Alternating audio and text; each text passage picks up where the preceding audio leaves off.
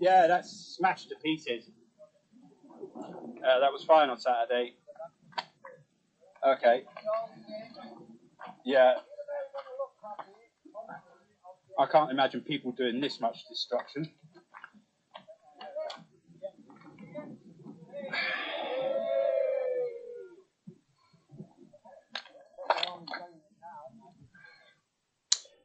Okay, so what are we looking at here? We are actually looking at what looks like a lightning strike that struck the UK's highest mountain a couple of days ago. Yeah, this was a lightning strike that struck Ben Nevis. This was a stunning image captured by Jilly Jellybean at Corpac, just to the west of Fort William a day or so ago, and the video captured by Rich Pine from the Nevis summit at lunchtime indicated that that lightning strike blew apart this stone structure on the top of Ben Nevis. So very fascinating stuff, and it just goes to show how powerful lightning and how dangerous, in fact, lightning can be. So thanks to Ian Cameron for this tweet, and thanks to Rich for the video. I hope they don't mind me showing that. I'm sure that would be fine. But thanks for clicking on to the Wednesday edition of Vogan's European Outlook. There are so many things going on at the moment. It's hard to keep up with everything. We have seen some tremendous thunderstorm activity over recent days across the UK. Of course, that subtle shift from northwest to northeast of that area of high pressure that brought a change in temperature and humidity. It really jacked up the temperature, didn't it, over recent days? You know, for so long now, we had been seeing temperatures only 12, 13 Celsius, har, cloud cover, a nagging easterly breeze at 20, 30 mile an hour, sunshine in the west, temperatures only really getting into the low 20s, very best 25.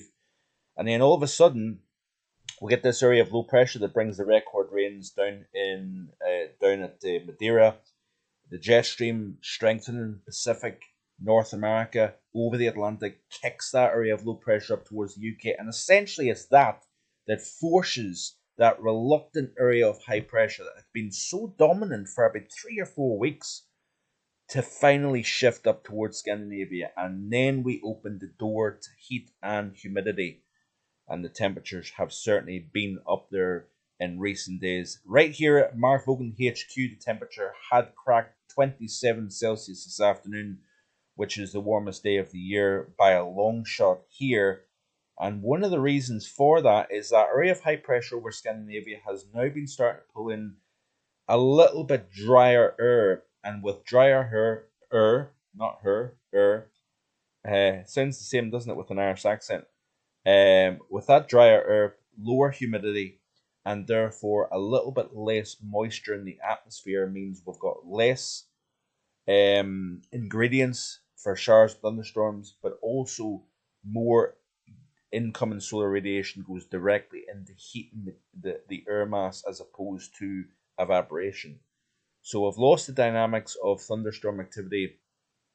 We've got a little bit reduction in terms of temperature across the board, but some places like up here in the north of Scotland, we're actually seeing the temperatures increase.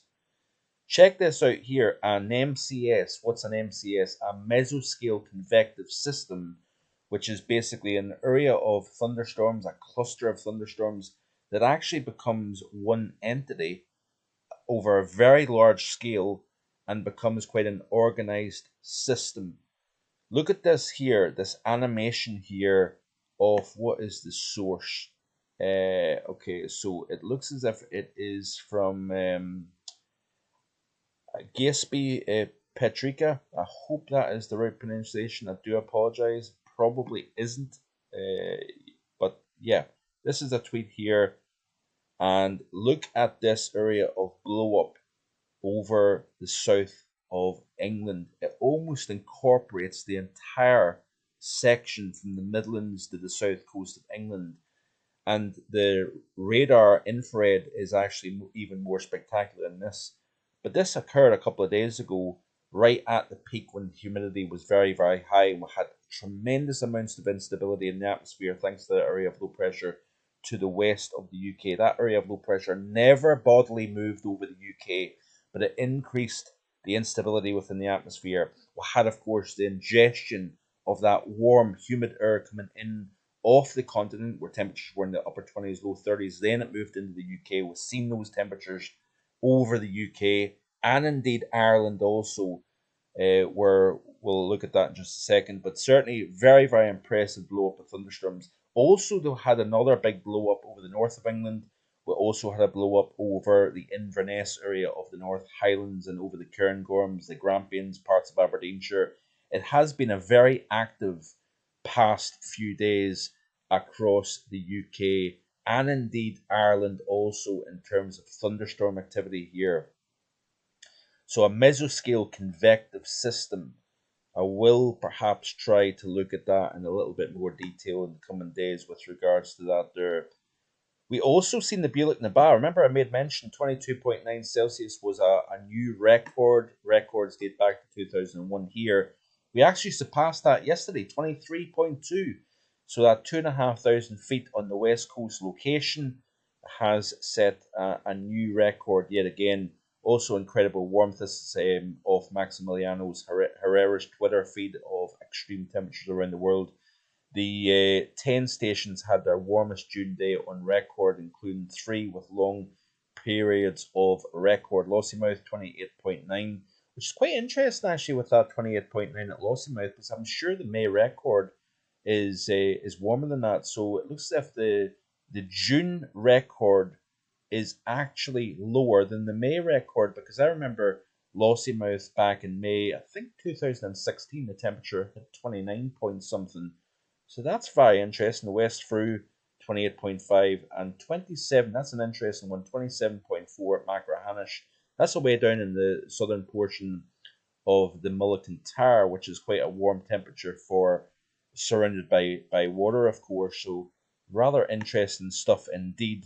Also, radar estimates. This is from Dan Hawley, based in Norwich. Radar estimates over the past month highlight where thunderstorms have occurred in the past few days. Midlands, Wales, northwest Scotland. Meanwhile, eastern England haven't endured endless days of low cloud and chilly northeasterly winds. That was when, of course, the high was to the northwest of the UK.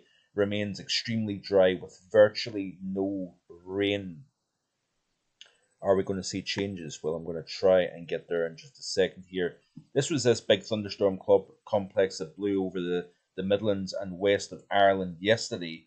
And you can see here a tremendous amount of thunderstorm activity. Lots of high-level clouds. Some of those cloud tops in recent days has topped minus 60 Celsius, which, you know, the cloud has to rise to the very highest parts of the atmosphere possible to see incredible cooling of the cloud tops down to those levels. So look at the amount of lightning detection. Central and western portions of Ireland.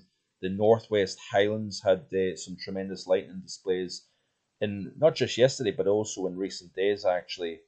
So it has been a very interesting setup, that's for sure. And let's see if I've got anything else to show you before we get into some of the model runs here. Yeah, our synoptic chart. This is off Met-Orion. Our synoptic chart. The highest temperature yesterday was at Oak Park in County Carlow with 28.8. The earliest 28.5 or above since the 6th of June 1950, when Mullingar County Westmeath reported 28.9. So this is the earliest such reading in Ireland since 1950. So very, very impressive stuff, that's for sure. Happening at the moment here, and you can see, of course, with lower humidity, our friends at Dundee satellite station showed this here. Look at the lack of thunderstorm productivity or production, if you will, at the moment here. Looking at the continental temperatures as of 10 to 4 UK time, You can see here, cool across the northern portions of Iberia, warm in the south, but again, for the middle of the portion of June, 29 to 31 is not really that hot. It is warm enough across the north of France. UK bathed in plenty of hot sunshine with less humidity, so it feels a little bit more comfortable.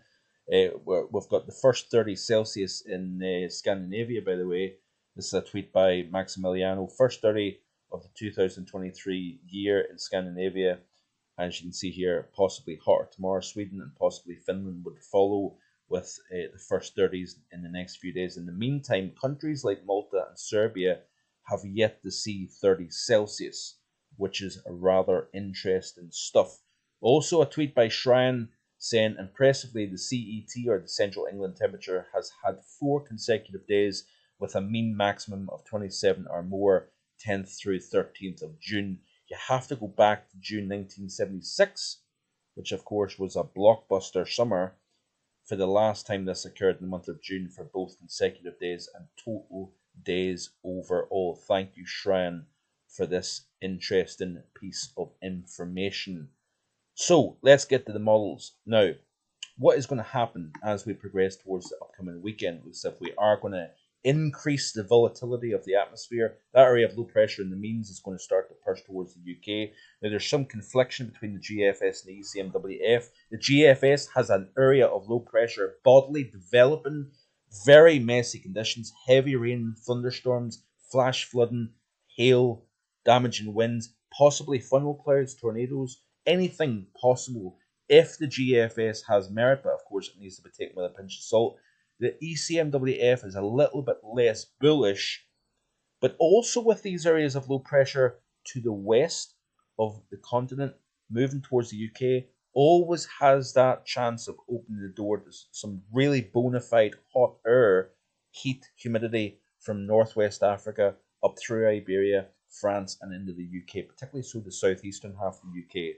But notice here, as we play through the GFS ensemble, you can see here, keeping an eye on that, this is of course the means. So this is the 500 millibar geopotential height anomalies. You can see here it moves up towards Ireland, the southwest UK, increases that thunderstorm threat, of course, with showers, thunderstorms, above average temperatures, but also potentially above average rainfall. But notice towards the end of the month, that high pivots away from Scandinavia back towards the UK again. Isn't that rather interesting to see? Rainfall anomalies, upcoming 7-day period, is slightly wetter than average. Ireland, Northern Ireland, Wales, most of the UK is averaged above average, but that's because of that area of low pressure seen by the moulds pushing in from the southwest. Notice here as we play through the loop, wetter than average. So I've got a wetter than average potential further south, drier further north, high pressure to the north, low pressure to the south. That has been the forecast for the month of June overall. So we become wetter than average because of that area of low pressure, and then that high, according to the GFS ensemble, pivots back towards the UK again, keeps things hot and dry. Looking at the 2-meter temperature anomalies, and as per usual, so much to cover. I run out of 15 minutes so quick these days. Upcoming 5 days, you can see here, and really it just stays above average right the way through to the end of June. Looking at the CFSV2, this is the month of July, by the way, and it looks as if it has the core of high pressure over the northern half of Europe, a little bit less in the way of high pressure further south. Interesting enough, it looks as if it has a wetter than average July for the UK, but warmer than average. If you look at this here, this is, of course, of the CFSV2. Looking at the models here, so you can see here the increase in precipitation. This is total accumulated precipitation. This is off weathercharts.com. As that area of low pressure moves in, we increase the amount of rainfall. Lack of rainfall in the southeast at the moment, but then it increases as we press through the period here. So that's all I've got time for. We will look at the weekend in a lot more detail probably tomorrow, because there's some big fluctuations between the GFS and the ECMWF. Hot, humid, possible, but also a much more volatile situation through the upcoming weekend and into the early portion of next week. We could see some big rains. So I hope you've enjoyed the content. If you have, please hit that like button, share with your friends and family, and do indeed subscribe. Lots more to come. Stay tuned. Bye for now.